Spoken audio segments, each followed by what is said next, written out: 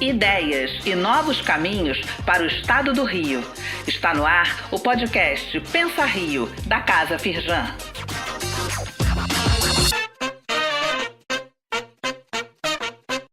Olá, bem-vindos ao Pensa Rio. Eu sou Nathani Borges, jornalista e especialista de projetos aqui na Casa Firjan e apresento hoje mais uma edição do Pensa Rio, junto com o José Luiz Alqueres, presidente do nosso Conselho Estratégico e também o curador aqui do Pensa Rio. Hoje também está conosco a Júlia Zardo, gerente de ambientes de inovação aqui da Firjan, para a gente ter uma rica conversa. Mas vamos ao que interessa, introduzir aqui o nosso convidado mais do que especial, que é o José Alberto Aranha, também nosso conhecido, conselheiro aqui da Casa Firjan. E hoje o Aranha, ele é palestrante, tem uma vasta experiência aí em trabalho com cidades e ambientes de inovação e também integra o Conselho do PISTA, que é o Parque de Inovação Social, Tecnológico e Ambiental da Rocinha.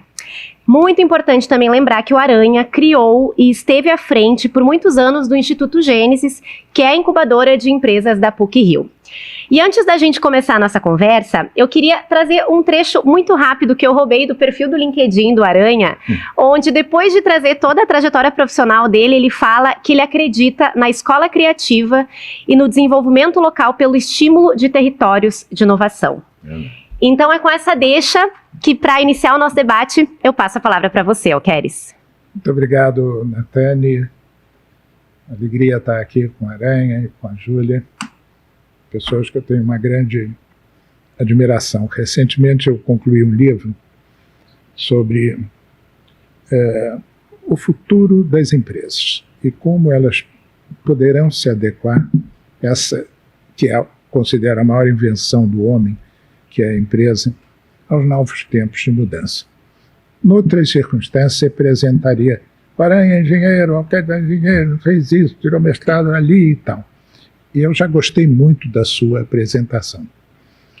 Eu, para usar rótulos recentes na literatura de negócio, especialmente americana, eles são muito fixados em assim, compartimentar a pessoa. Então, eles olham para um tipo de empresário e falam, ele é um thinker, é um pensador, é um homem para orientações estratégicas, vai fazer as coisas, dá tudo errado.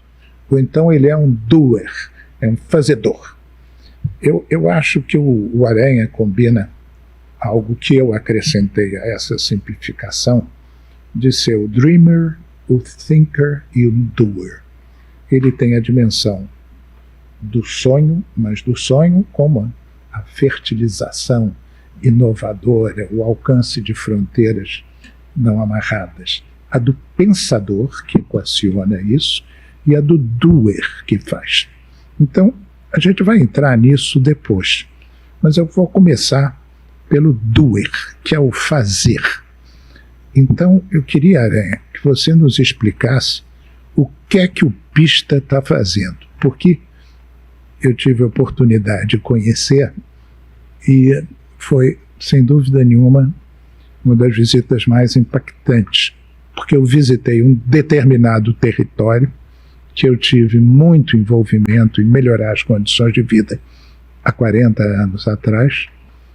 Voltei nesse território, que é o território da favela da Rocinha, achei muito pior, mas eu vi uma centelha de mudanças nas pessoas envolvidas na pista, no PISTA, e envolvidas de uma maneira que não é mais um programinha, não. É uma coisa que está dando significado à vida daquelas pessoas. Então, passei a imaginar isso como solução para inúmeros problemas que depois eu vou testar aqui com a Aranha. Mas, Aranha, eu queria que você contasse como materializou-se naquele ambiente de carências um projeto tão importante. Bom, eu acredito que primeiro esse dreamer, esse sonhador que falou que eu sou, eu acho que é um pouco ter contato com vocês, né?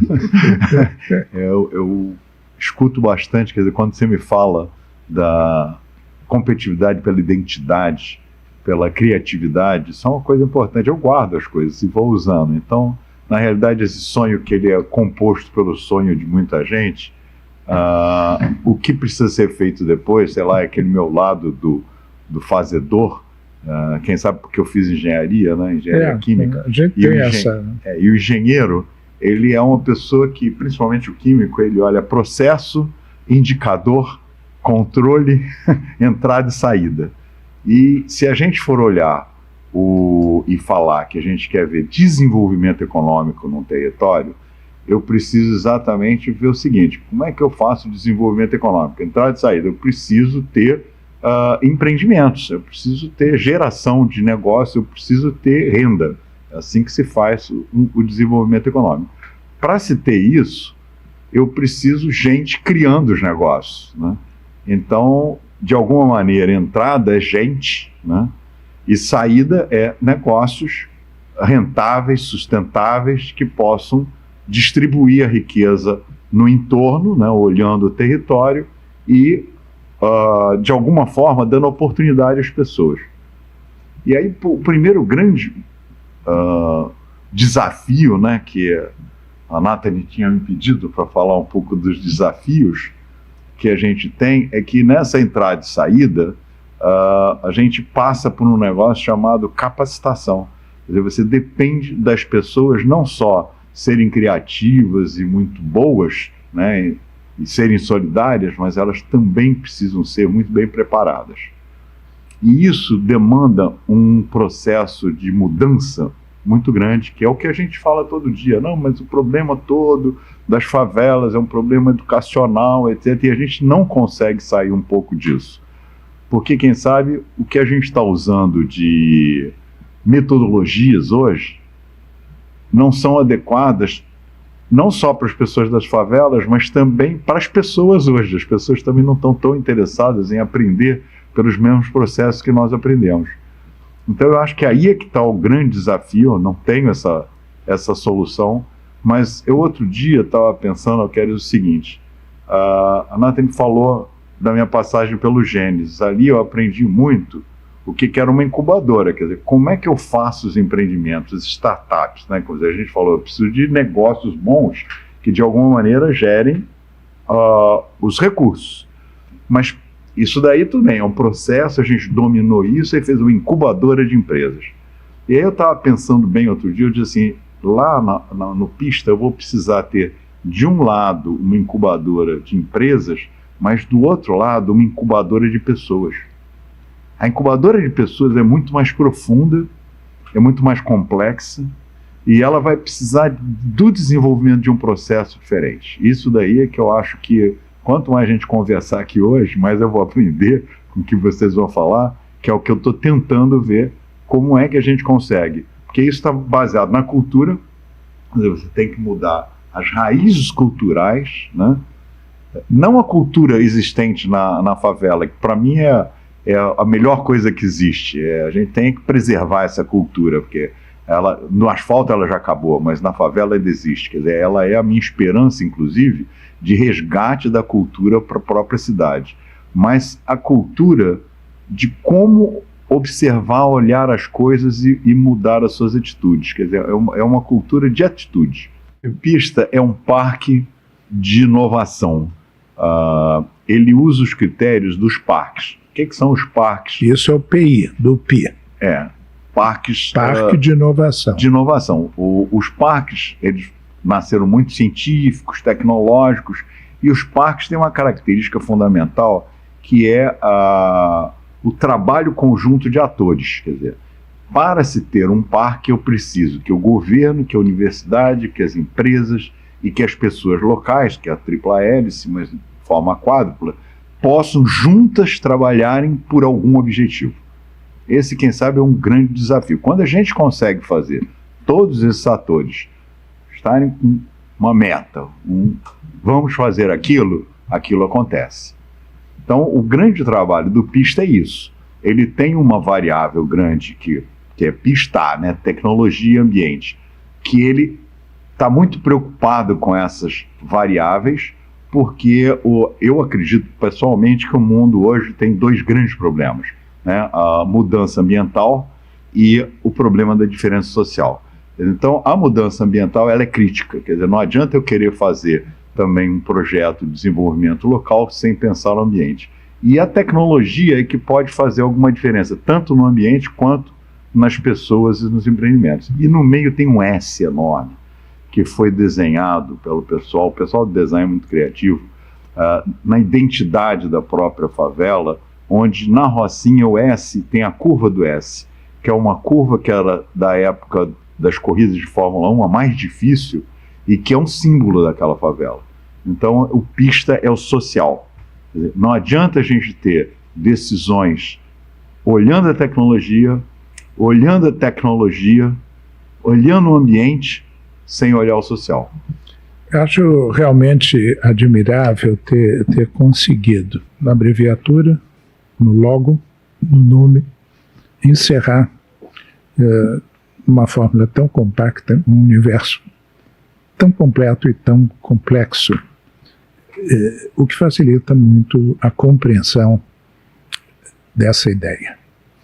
Quando a gente vê um P em qualquer coisa, eu tremo, porque já venho assim, já penso plano, projeto, aquelas coisas, nem se fala, aquelas coisas destinadas a ficar no papel. Mas aí entra o aspecto doer, né?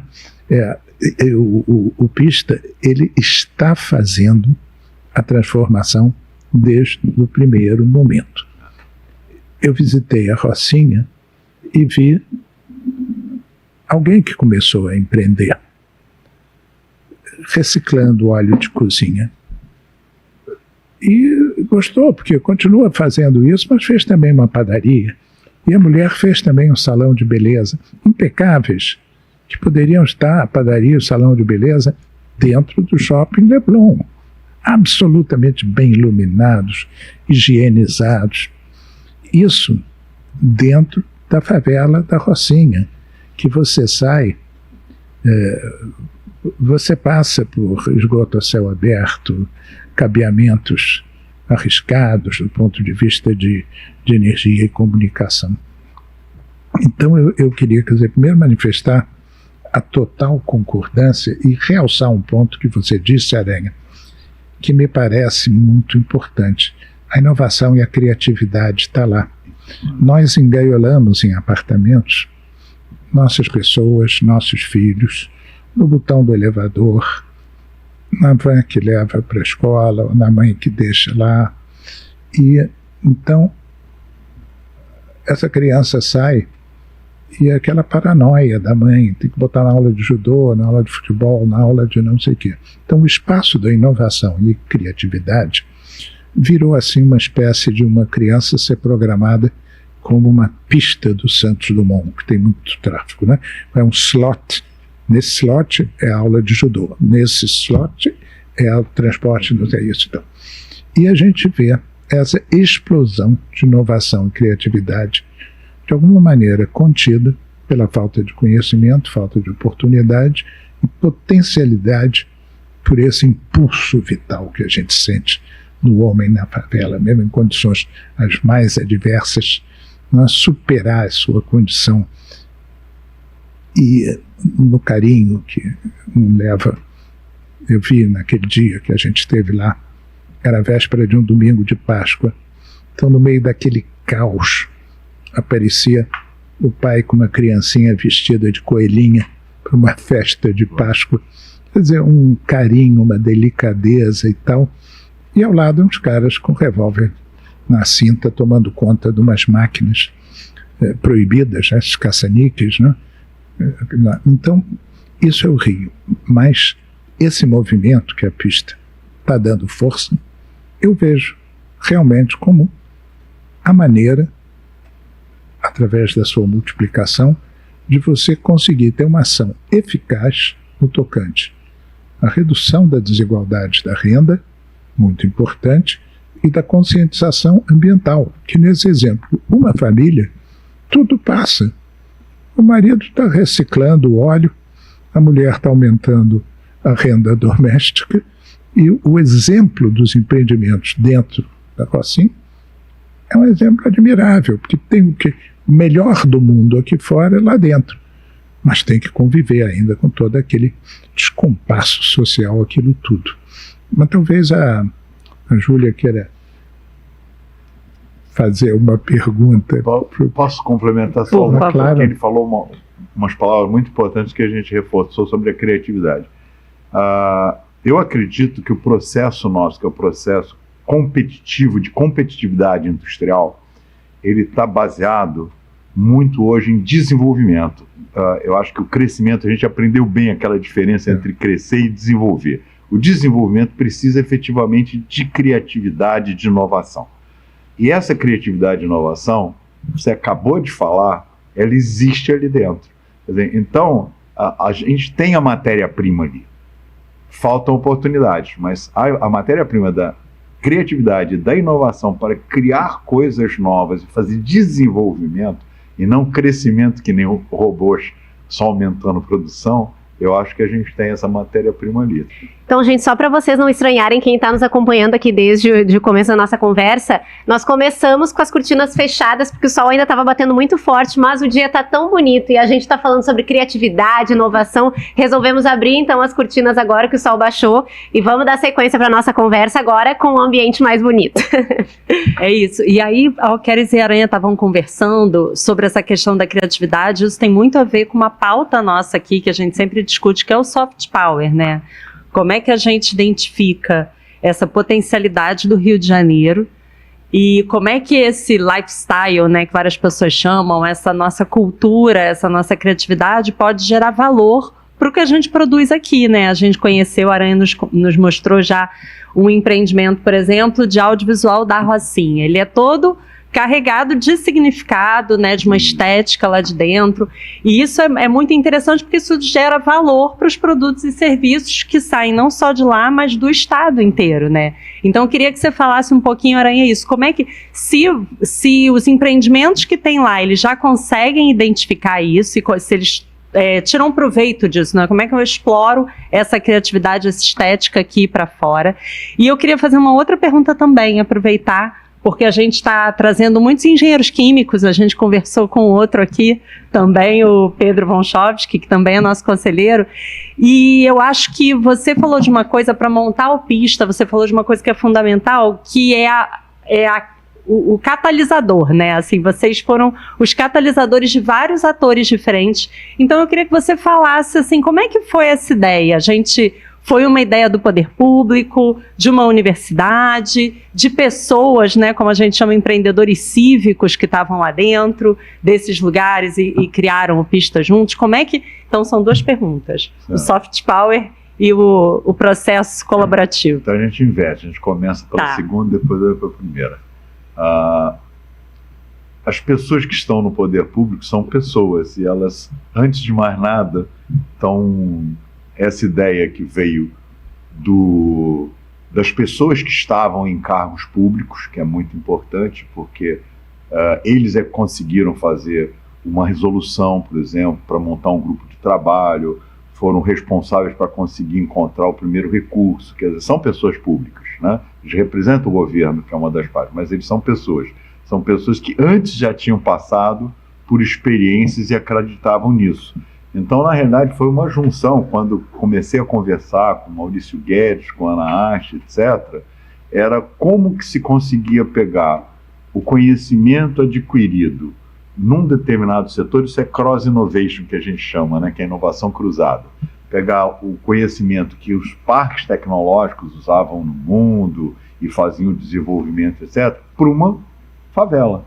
Então, não teve nada de grande criatividade, mas são pessoas que estavam num determinado setor e falaram assim, como é que a gente usa isso no outro setor? Né? Esse foi como começou tudo, e aí já entra, né, governo, etc., mais trabalhando. Sobre o problema da criatividade, de como é que a gente consegue absorver essa criatividade e inovação, né, porque ela tem que vir dessas pessoas, que eles é que têm.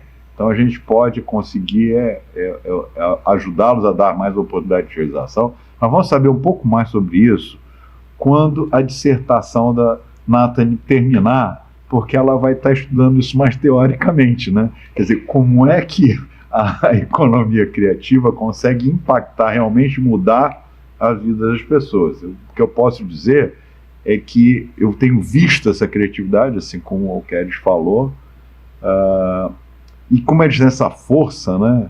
muito grande, é muito poder mesmo, é um soft power mesmo, mas é natural, é nativo, não é adquirido. Né? Não, é uma pulsão de inovação, pulsão quase um instinto. E antes de passar para a Natânia, eu queria aproveitar só uma deixa de quem andou estudando muito ciência nos últimos tempos, que seria um pouco falar a diferença entre a mecanicidade e a organicidade, a propósito do engenheiro químico. O engenheiro químico é quem estuda a química orgânica. E houve uma época, especialmente a grande revolução científica, onde a ideia do mundo ser um mecanismo foi a que prevaleceu, né? Isaac Newton viu a força da gravidade, a matemática explicava tudo, recuperou-se lá as ideias filosóficas de Pitágoras, então tudo poderia ser descrito. A obra que ele escreveu, que é a obra que muda um paradigma científico, chama-se Principia Mathematica, que chama-se princípios matemáticos que regem o funcionamento de todos os corpos que existem na Terra. Mas nós estamos numa outra época. O que rege são as reações químicas. Hoje o que rege é você entender a Terra não como um conjunto de reações, mas como um conjunto de órgãos. Que se essa mão, eu fiz aqui, eu botei uma prótese, então se esse braço não usa, eu vou usar esse. E aí a matemática como é que fica? Porque o cérebro também defende, depois de algum tempo, você. Então é isso que está havendo no mundo. O mundo mudou.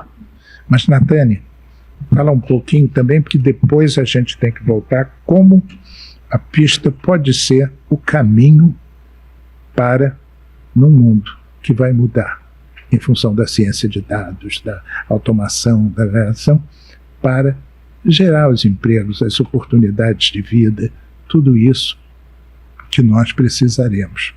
Perfeito. E o que eu comecei a realmente agora a trabalhar é a ideia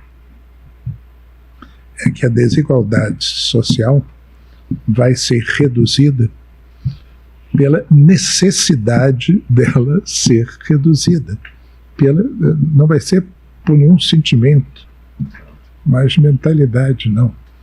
Ela vai ser reduzida, porque você que estará aqui estará fazendo algo muito semelhante a quem estará digamos, na base da pirâmide produtiva para o top.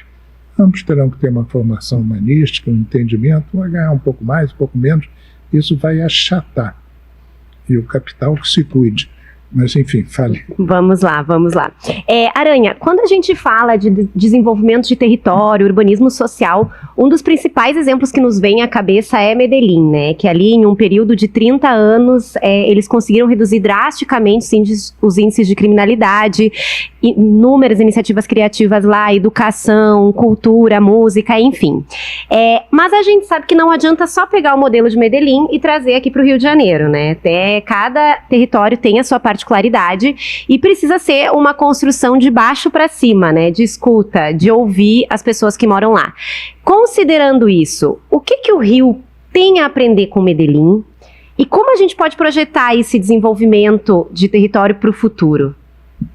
Bom, o que a gente tem que aprender com Medellín é de que é viável e é possível.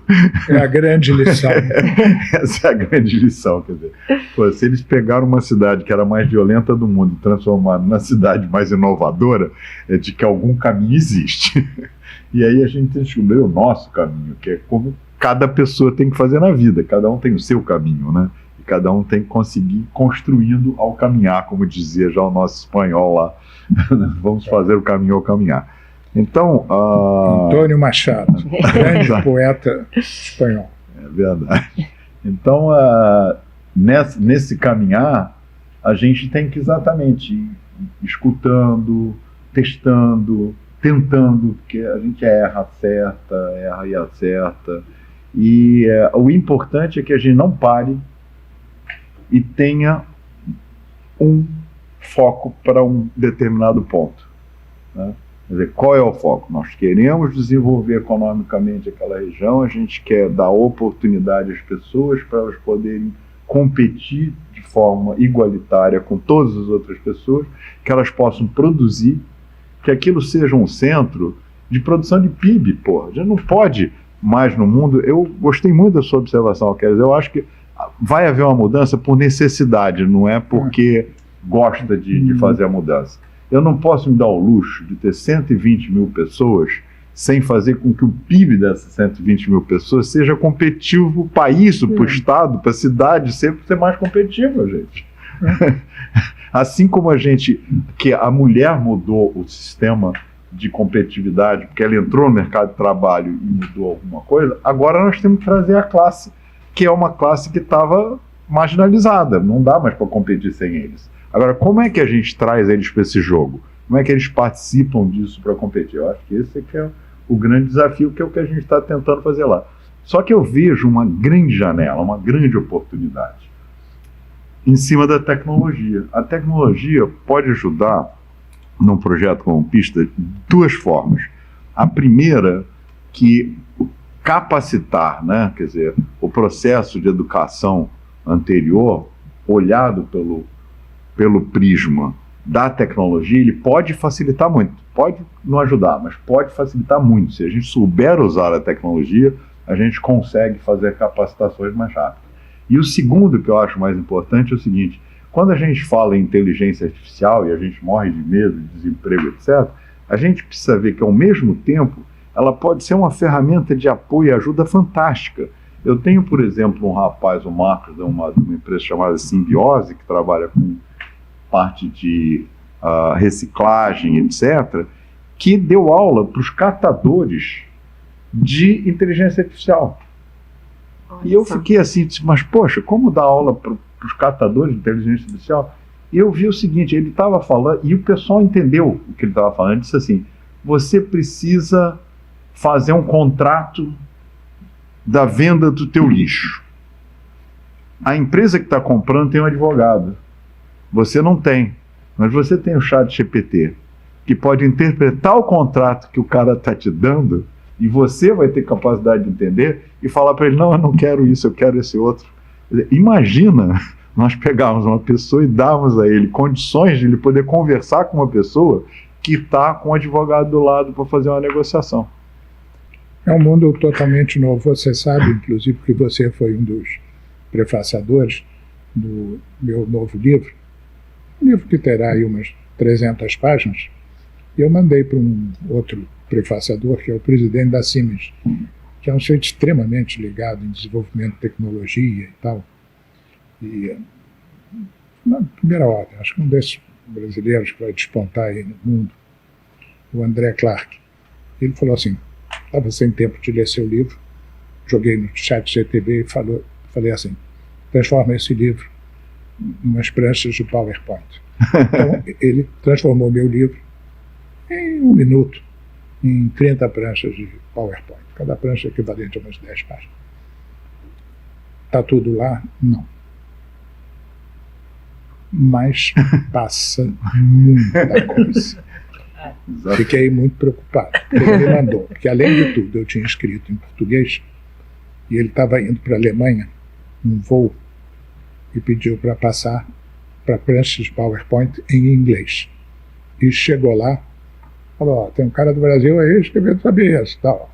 Então, você vê, as possibilidades serão fantásticas. E eu vejo, Aranha, a Pista dominando também isso.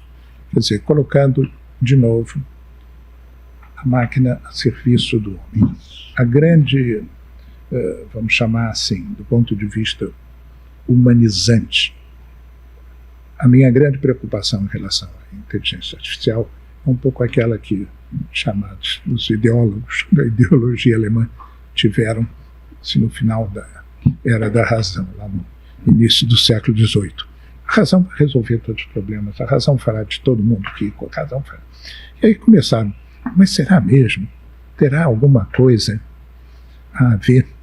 E aí uma mulher, e é importante você ver, foi uma mulher, escreveu um livro que é uma alegoria desse limite da razão, do conhecimento, que é um livro que ficou vulgarmente conhecido como um livro de terror, o Frankenstein. Porque o doutor Frankenstein, que é o médico, resolve criar a criatura perfeita. Então ele vai nos cemitérios e morreu um cara muito bonito, ele pega a cabeça, o outro era muito forte, ele pega os braços, o tronco, aí junta aquilo tudo, e na época, esse livro foi escrito em 1815, estava assim, fazia-se experiência sobre chamar eletricidade animal, porque passava um choque na rã, entendi? Então ele passou aquilo e deu vida à criatura. Aí ele ensinou tudo à criatura, porque o Dr. Frankenstein era o homem mais culto do mundo, sabia tudo. Uma vez que ele fez isso, a criatura um dia escapa e sai cometendo uma série de crimes. Então, simbolicamente, é um crime que ele comete contra um poeta, que simbolizava tudo que é, vamos dizer, humanisticamente, de sensibilidade e tal. Aí o Frankenstein sai perseguindo a criatura e se confronta com ela para matá-la. Aí a criatura vira para o Frankenstein e fala: não, você não vai me matar, não. Por uma razão muito simples. Você é o meu criador. Mas hoje eu sou o seu senhor. Isso, nós de alguma maneira, os que temem a inteligência artificial, como naquela época se temia o progresso da ciência, falava: não, a ciência vai mandar, né, em quem a criou. E eu acho que a inovação, a criatividade, a adequação às circunstâncias locais, tudo isso que a gente faz é justamente o inverso. É restabelecer o papel único, singular, elevado da dignidade humana na condução do seu destino. E eu acho que isso é que o Pista está fazendo numa comunidade aqui no centro do Rio. E é uma coisa que é passível de ser multiplicada de N formas. E isso passa a ser a grande prioridade de casas feito essa. Casa Firjan. Porque o nome industrialização tem a ver exatamente com isso. Industrializar é fazer acontecer, é o doer. Né? Então nós estamos pensando, a Aranha está lá pensando, sonhando e antecipando. Não é, Aranha?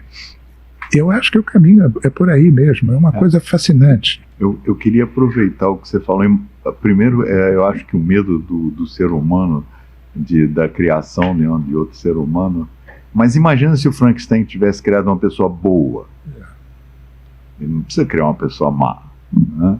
E segundo, eu acho que esse medo, eu volto outra vez no meu catador com inteligência artificial, ele poder de repente falar assim: o que é melhor eu catar hoje? Quanto está dando de dinheiro para eu catar papel, ou copinho, ou tampinha, ou garrafa? E aí o sistema me diz assim: olha, hoje você deve catar isso. Olha o empoderamento dessa pessoa. Será que isso mete medo? Porque ele vai ter o poder de decidir o que ele vai fazer para ter o melhor para ele. Quer dizer, nos cabe, além de educar os filhos, os netos, os amigos, educar também as máquinas para criar a coisa boa, né? E a gente para usar elas com bom senso também, né? Sim, esse sempre foi um desafio em relação às coisas que a gente cria. Esse recente filme que passou aí sobre o Oppenheimer, que teve 7 indicações para o Oscar, ganhou 5, é uma bela lição sobre como algo pode ser ao mesmo tempo bom ou ruim. E isso depende muito de como a Aranha frisou bem.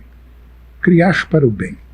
Criar para o bem. Não deixar que a impessoalidade, o custo-benefício e outros conceitos assim muito materialistas tirem realmente esse valor íntimo, intrínseco, subjetivo, em certo grau espiritual da pessoa humana, que é algo que tem que estar presente até mesmo para a plenitude do exercício de virtudes como a compaixão, como a caridade e como coisas que são humanas, intrinsecamente humanas. Perfeito.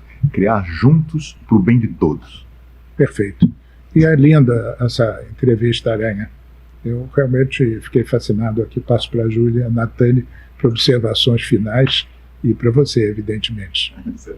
Eu tinha assim, é um prazer ouvir vocês, né? É tão e a bom. gente fica aqui, ó, os olhinhos. Poder conviver e com pessoas que pensam o desenvolvimento mesmo, né? Pensam o desenvolvimento em todas as frentes, usando todas as ferramentas. E aí eu tenho uma dúvida, assim, Aranha, em relação ao Pista. A Nathani perguntou de desafios. Qual você acha que é, assim, o principal gargalo hoje que vocês têm para continuidade? Porque o Alqueires falou uma coisa muito legal e que eu sei que vocês já estão trabalhando, que é a disseminação desse modelo, é claro que com traduções em outros lugares. Mas o que você acha que é um desafio, é um gargalo, é uma dúvida lá territorial para a gente saber se o Pista vai ter continuidade ou não? Porque a gente conhece projetos sociais que interrompem, né, no meio. Não, a gente está sempre sujeito às mudanças de governo, mudanças de recursos, etc. Isso daí faz parte, mas isso faz parte, isso é a natureza, né? Mas eu acho que o grande desafio, realmente, eu já falei sobre ele, é como você organiza a parte de capacitação desde a creche até os 80 anos.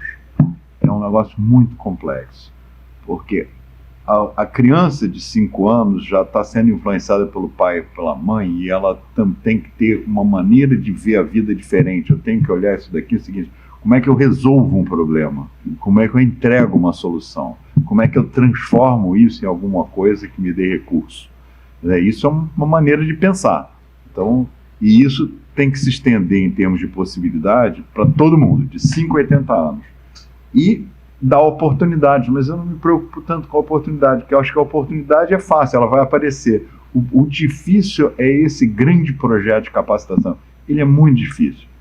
É uma articulação que envolve a escola fundamental, que é do município, a escola secundária, que é do governo do estado, as universidades, que são federais.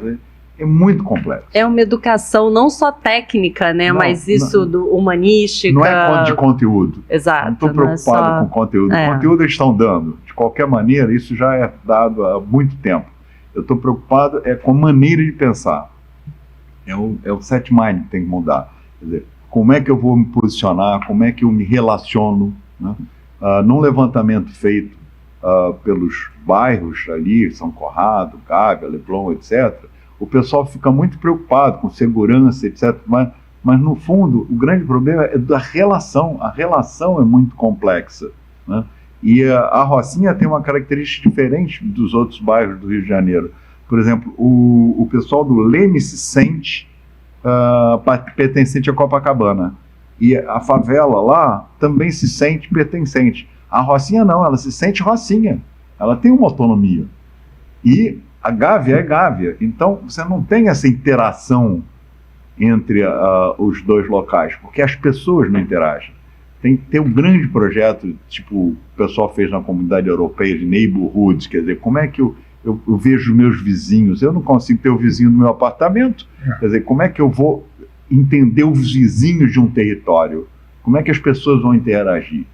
Eu acho que lá dentro da favela, isso já é fácil. Quer dizer, essa cidade humana inteligente que a gente fala mundialmente, ela prega o quê? Eu quero trabalhar, morar, estudar e me divertir no mesmo local. Eles fazem isso tudo na favela, então eles já têm local inteligente.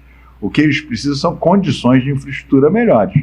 Agora, de alguma forma, isso tem que transpassar, quer dizer, eu não posso ter diferença, não posso atravessar uma rua para ter diferença, tem que ser tudo igual. Esse eu acho que é o grande desafio, é capacitação, um grande projeto de capacitação. Não vai ser feito pelo governo. Não, vai ser feito pela sociedade civil.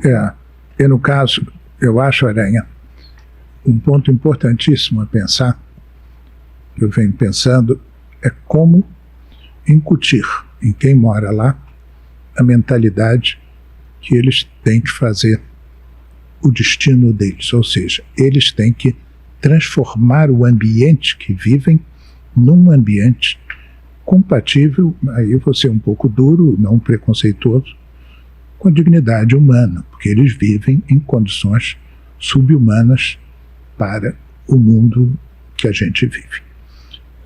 E essa não tem sido a prioridade. Por que não tem sido? Porque tem a prioridade de sobreviver, tem a prioridade de ter segurança, tem a prioridade de ganhar um dinheiro, de sobreviver no sentido físico, comer, se alimentar, pegar sol. E nós vimos lá um auditório pouco utilizado, não é? Embora lá tenha baile toda semana. E os bailes são bons. São excelentes. As pessoas vão lá. Da Gávea e do outro vão lá.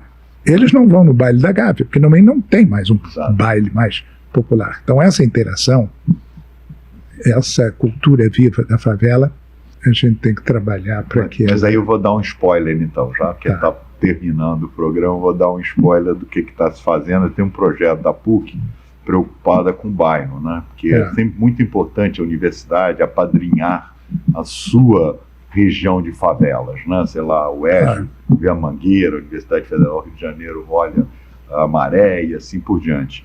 Então ali a PUC está fazendo um trabalho agora, que é um spoiler, né? Porque nós estamos trabalhando o projeto, de ter um programa de preparação dos moradores, principalmente os moradores de terceira idade, que se aposentaram, são pessoas que foram diretores, presidente de empresa, tem muita gente competente, muita gente com muito conhecimento, com muita coisa.